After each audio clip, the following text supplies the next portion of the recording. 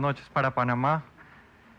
Para el día de hoy, como habíamos mencionado en la conferencia de prensa de ayer, vamos a estar dando una actualización primero de la dinámica que ha tenido la enfermedad, no solamente a nivel de todo el país, sino dar algunos aspectos también adicionales de la información tanto a nivel de por región y también en la distribución que ha tenido por género y por grupo de edad.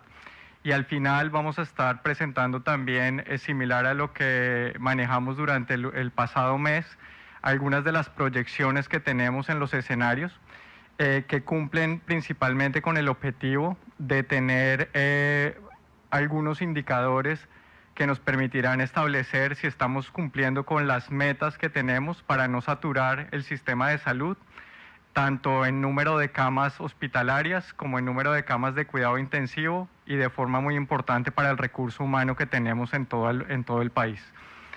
En la siguiente lámina podemos observar, la siguiente por favor.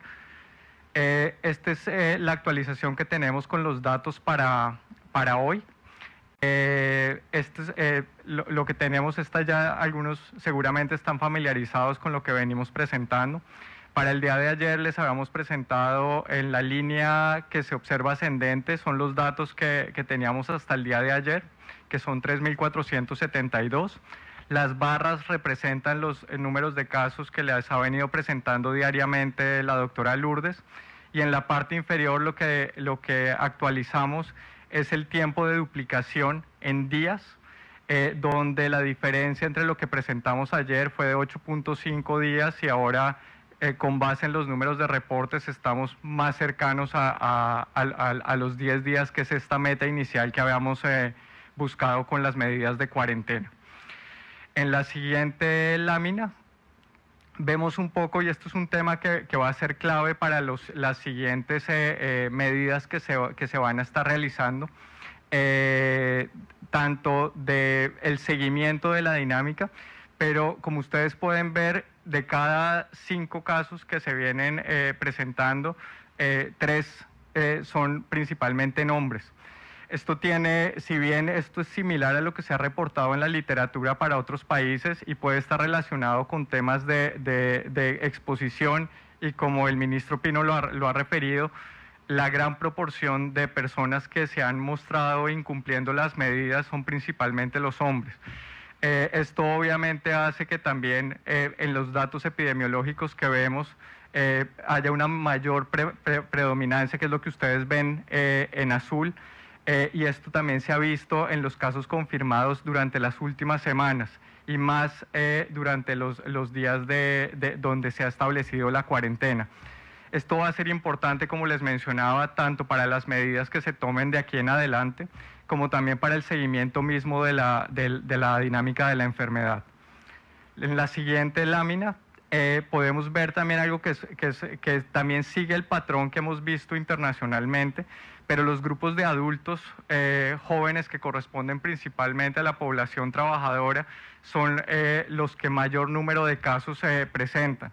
En las barras lo que muestran es diariamente cuál es la distribución que se viene representando por cada grupo de edad, y consistentemente hemos visto que el grupo de menores de 20 años, obviamente siguiendo lo que son las medidas de restricción tanto de escuelas como obviamente de transmisión, siempre se han mantenido en un porcentaje que es bien pequeño, mientras que obviamente la población de adultos jóvenes, si bien la gran mayoría tienen una buena recuperación, de todas formas, desde el punto de vista de transmisión, obviamente son la gran proporción de lo que tenemos. ¿Y por qué esto es importante? En la siguiente lámina, lo que tenemos es qué tan rápido se está propagando, y creo que ya también muchos de ustedes han estado familiarizados con esta lámina. La línea verde muestra los casos que se vienen reportando diariamente, que con lo que hemos visto, sobre todo la semana pasada, fue cuando mayor número de casos tuvimos, por encima de 200 casos confirmados, mientras que las líneas rojas lo que muestran es la reducción de ese número de contagio diariamente que tienen y que conocemos como el RT. La meta es llegar a 1. En este momento estamos en 1.4. Y la diferencia que tuvimos, sobre todo con la presentación de los casos de ayer, fue que estábamos cerca de 1.5. Pero como mencionaba la doctora Lourdes, también tenemos algunas diferencias de dónde vienen esos casos.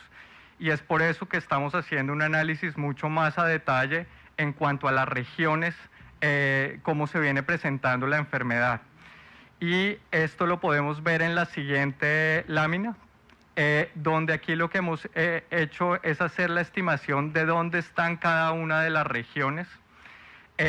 Y esto va a ser sobre todo a futuro mucho de ese tablero de indicadores que vamos a ir midiendo en el tiempo, porque va a ser lo que nos haga volver las medidas más estrictas o obviamente hacerlas un poco más laxas en la medida de lo que sea posible.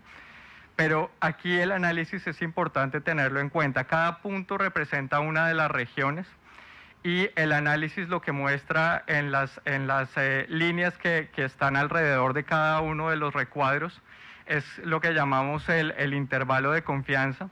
Entre más grande sea, quiere decir que puede tener un nivel de incertidumbre. Y esto sobre todo lo vemos para las regiones que reportaron casos más recientemente, sobre todo en lo que tenemos ahora de ese conglomerado de casos en Darién, por eso está tan alto, seguido de Colón, Panamá Este, y ahí ya vemos algunas de las regiones que ya han venido reportando mayor número de casos, y si bien ese nivel de incertidumbre se hace menor, de todas formas hace que esté todavía por encima del 1. Y que hace que obviamente indique que todavía necesitamos de estas medidas de cuarentena para nuevamente lograr las metas que tenemos de no saturación del sistema de salud, de los recursos y el más importante de todos, que es preservar vidas. Vemos al final dos regiones que son Coclé y Chiriquí, que si bien parecieran estar llegando a la meta, todavía ese intervalo de confianza está mostrando que está todavía por encima del 1. Entonces, esto es algo que vamos a estar analizando continuamente para asegurar que obviamente se cumplan con las medidas. Y en la última lámina que tenemos lo que hicimos fue un ejercicio similar al que presentamos las semanas anteriores. Con base en este número de reproducción y obviamente con las características de la población, el número de casos confirmados, hemos ajustado lo que es la curva para lo que podríamos esperar durante las siguientes 4 semanas. Si ustedes recuerdan, y en lo que hemos presentado previamente, había un escenario que era muy malo, que era si hubiéramos tenido casi 10.000 casos durante el primer mes, que afortunadamente, y eso fue parte de esto que conocemos como aplanar la curva. Ahora, de todas formas, tomando ese escenario que sería el menos optimista, llegaríamos a esos 9.000 casos cercanos hacia el 12 de mayo.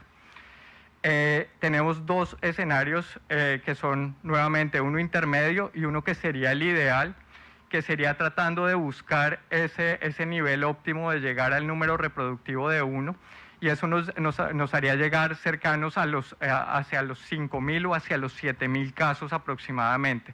Pero ¿por qué es importante este número?